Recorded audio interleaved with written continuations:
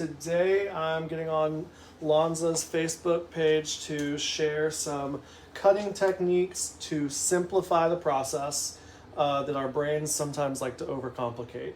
So I'm going to start by doing a fringe section. The great thing about this process is it can either be turned into a full face frame, or you can maintain it as just a fringe. So check out the diagramming on the back, and I'll jump into that in a little bit once I get started cutting. But first thing is just determining our starting reference point for where we want that hair to flow.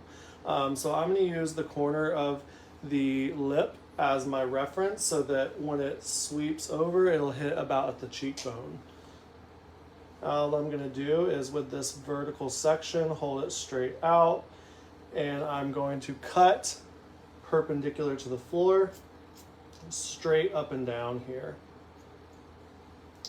So this technique is again going to give you a very simplified version of a nice like curtain fringe or face frame shape right there on that hairline section. So you can see the start of my first section and about how that's going to drape, and that's going to be my guide point for the rest of this haircut. So I have the head divided down the middle, directly down the center, and on my left side of the head I'm going to cut in vertical sections here, and on the right side I'm going to cut in horizontal sections. Now the reason I do this is because for some people cutting this way is most comfortable or makes the most sense, kind of clicks easier, and then for some people it's going to be the opposite.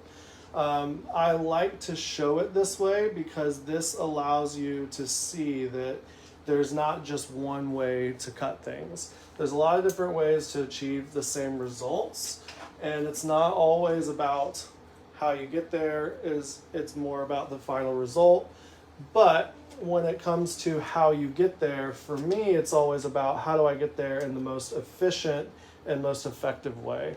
So I'm going to start again with my next section, which is just more of a vertical section working towards the top of the head, and I'm going to over direct that second section into my previous section right there. I'm holding everything straight out towards my body. There's my guide section, and I'm just going to cut straight up and down to that guide. So everything's being over directed forwards towards me. So my shortest point is going to be right here on the hairline, and it's going to get gradually longer as it moves back towards the crown. Because I'm over directing everything from by the ear towards the nose, my shortest point is going to be right here in the center, and my longest point will be going towards the back of the head. So I'm preserving length as I move forward.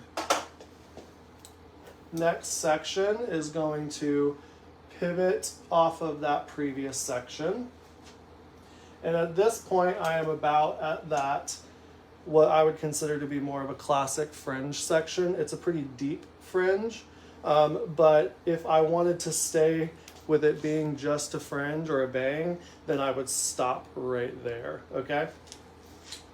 So for this mannequin, I did prep it with my Lonza design foam, which is our lightweight foam that we use as a foundational kind of prep product.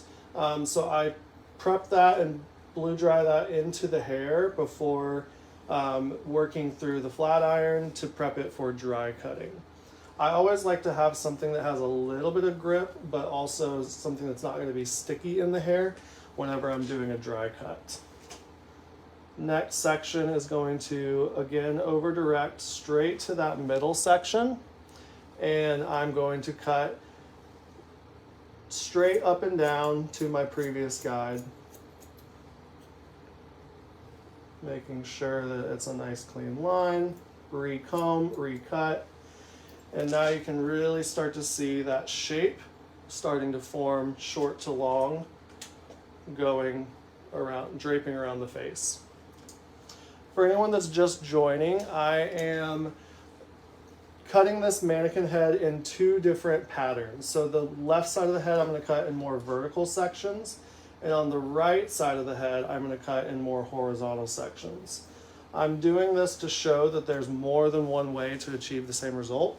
And for some people, this method on the more vertical section is going to click, and then for some people, the horizontal is going to feel more comfortable. So it's always about finding what works best for you, and not always about like doing it exactly the way someone else has done it. So I think it's really important to explore different approaches to different processes in order to really understand them and understand the why of it all. So again, cutting straight up and down, and I'm going to get my short to long as I move from the hairline here to the crown. So you can see already how much of a difference there is from the hairline length to that length in the crown right there. Now, if I were to hold everything straight up, I'd be cutting at a really extreme angle.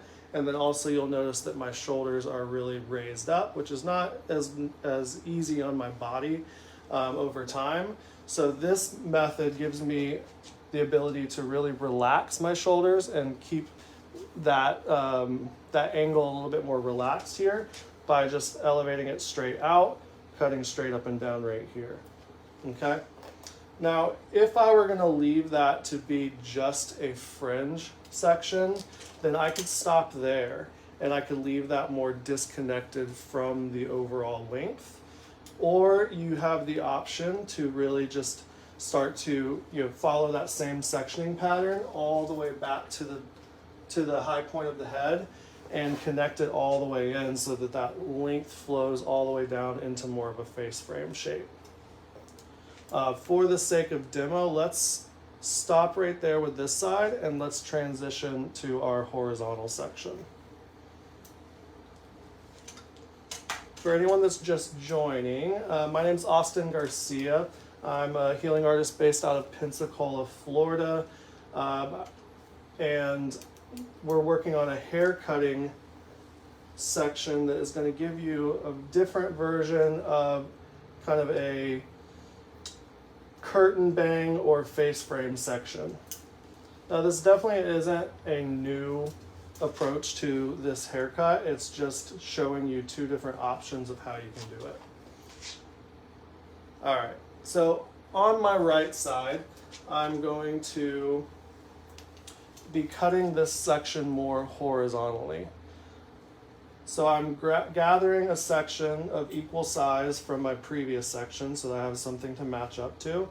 And then what I'm going to be doing is I'm going to be elevating this straight out towards my body, and then my cutting angle is not going to be straight, it's going to be slightly shorter here, longer towards the exterior, okay?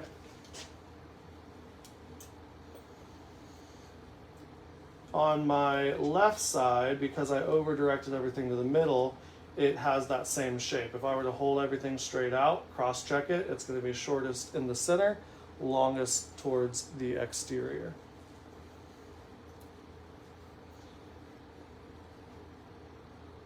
So another product that I used on this mannequin as I was working my flat iron through was my brush through hairspray. So this is a really nice lightweight hold hairspray that you can use as a working spray. I used it again as I was working through the flat iron just to kind of smooth everything and get it more consistent. You can see right there. The nice thing about that particular hairspray is I can use a good bit of it without it getting sticky or feeling like too producty in the hair. So my next section is going to be horizontal, parallel to the previous, and I'm going to over direct that straight forward.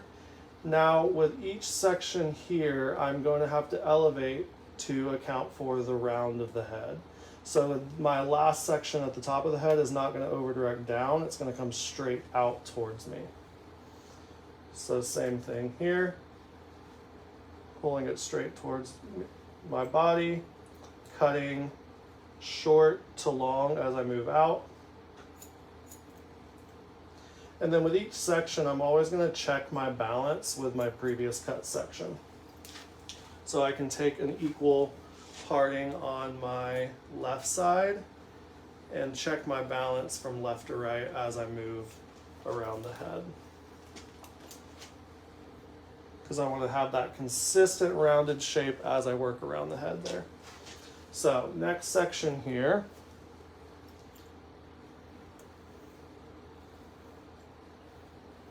Again, these are going to be my horizontal sides. So I'm working on the right side of the head. You can see the diagram here that shows the difference in my sections and my cutting angle.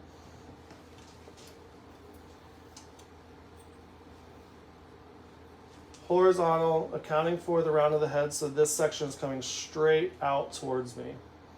I don't want to drop my elevation because then it will get heavier. I want to keep my elevation high so that it, or balanced so that it's going to be consistent with my previous side. I'll turn this a little bit so we can see better. And again, I'm going to, since we're focusing on a fringe section, I'm going to stop at that recession point there.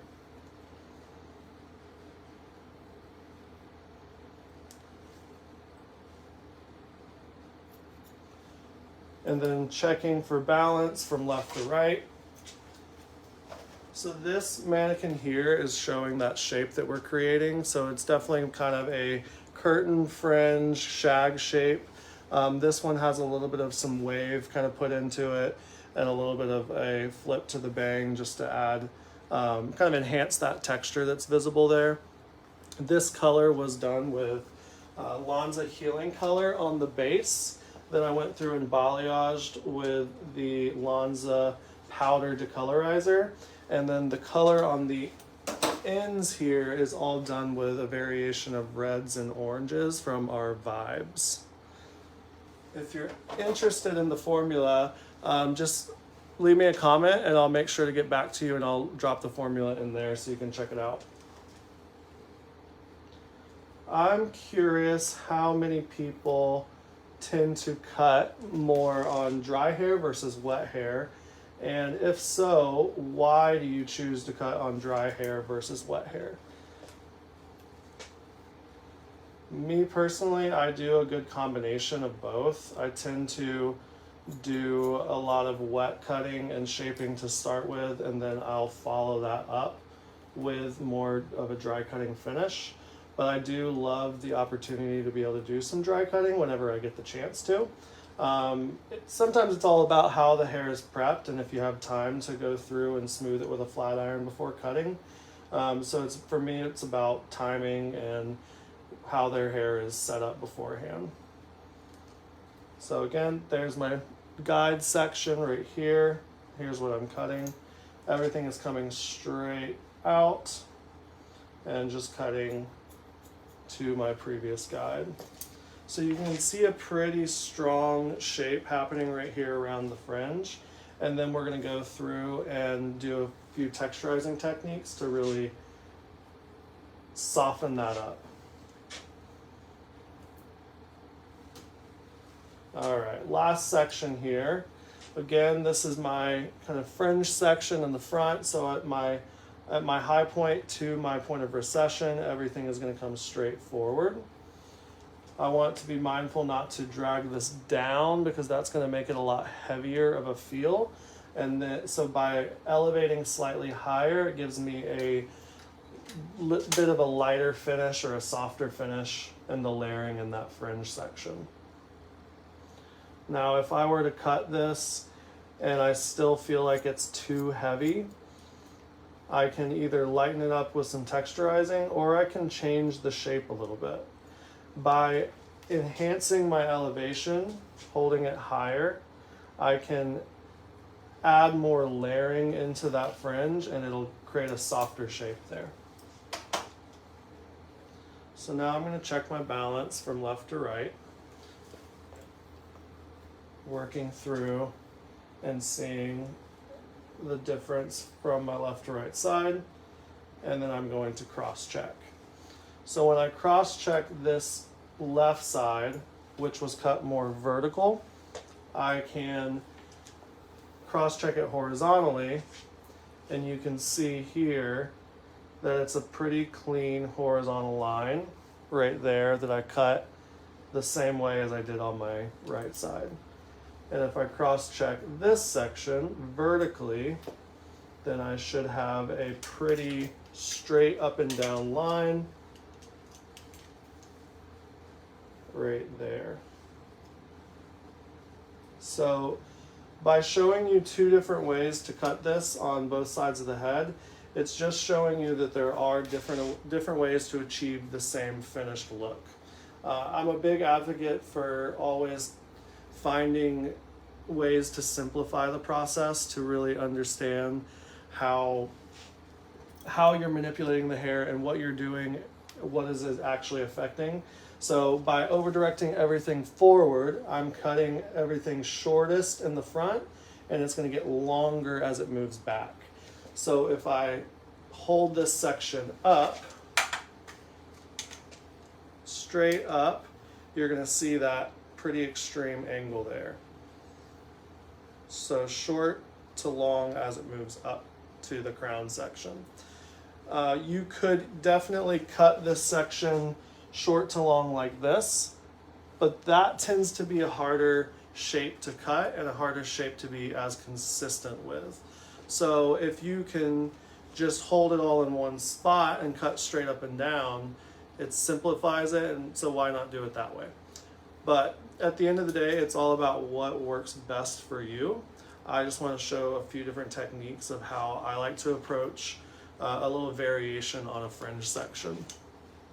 So if you're just joining too, this is the shape that we're focusing on with our mannequin today. So it's kind of a curtain fringe shag shape around the front with a light amount of layering through the interior here. And again, this color was all done with Lanza Healing hair color on the base and vibes on the ends. And if you're interested, leave me a comment and I'll send you the formula for this too. All right, so the way that we cut this was pretty blunt in the fringe. So I would like to lighten this up a bit.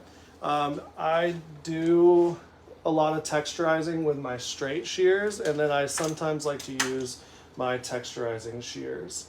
Again, that is all about personal preference. There's not a right or wrong way of doing it.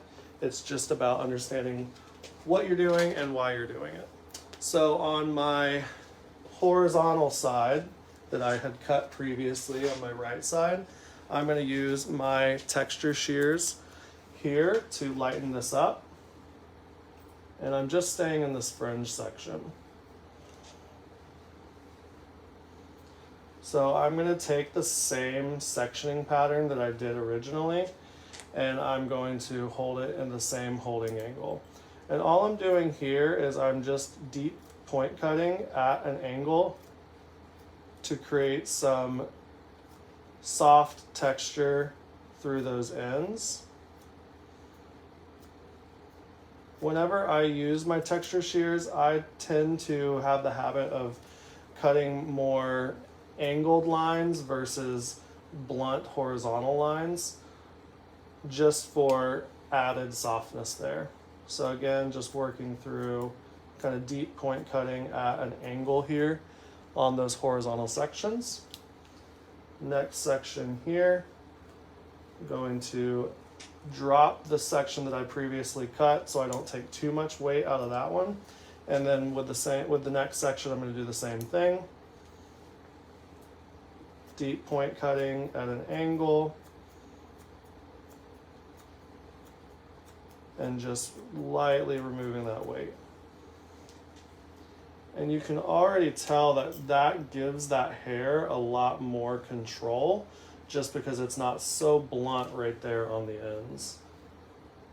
And I'm going to do one more section through this side, my horizontal sections, straight out, deep point cutting sections.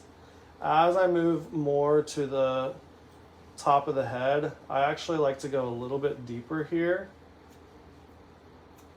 I try not to go too deep right near the hairline, just so that I don't take too much weight, because then it can kind of lighten up too much in case they have like a cowlick or any growth patterns through there. So my general rule, which feel free to break the rules if you know why you're doing it, but my rule is I try not to go too close to the hairline with my texture shears. So as I move further away from the hairline, I can get a little bit deeper there without worrying about taking too much weight out.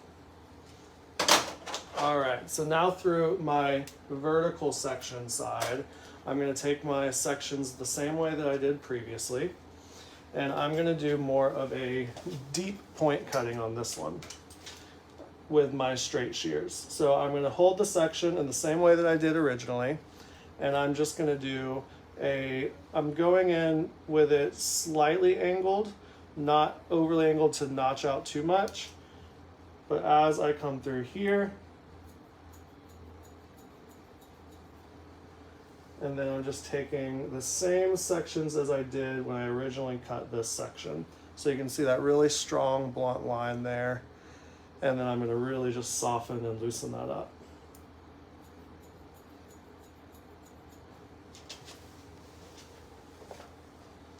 So I don't want to reduce the shape that I created, I just want to soften it. So I want that line to still be visible, I just want it to be a little bit more see-through, so I can read through it if I put a paper behind it.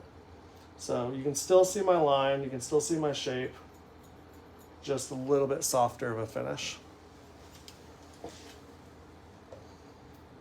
All right, last section here, I'm going to do the same thing. And just to throw in a different technique now that I'm more through this, the surface or the top of the head, I can get a little bit deeper here, so I'm going to do a little bit of back cutting on this side. So I'm elevating this section, and I'm just going to be slightly closing my shears as I'm moving down. So in slow motion, it looks like this.